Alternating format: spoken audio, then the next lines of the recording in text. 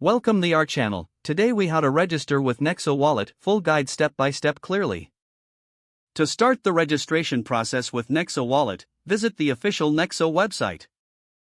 Once there, locate the sign up button, usually found at the top right corner of the homepage. Click on the sign up button to begin. You will be prompted to enter your email address. Make sure to choose a secure password that meets Nexo's password requirements. After entering your email and password, click on the Create Account button. You will receive a confirmation email from Nexo. Go to your email inbox and find the email from Nexo. Open the email and click on the verification link provided.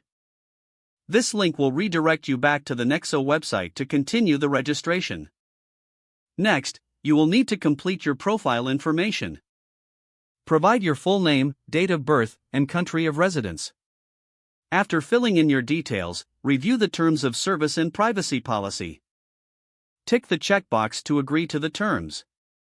Once done, click on Continue to proceed.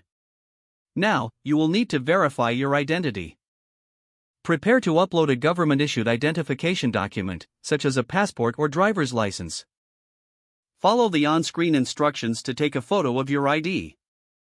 Ensure that the document is clear and all information is visible.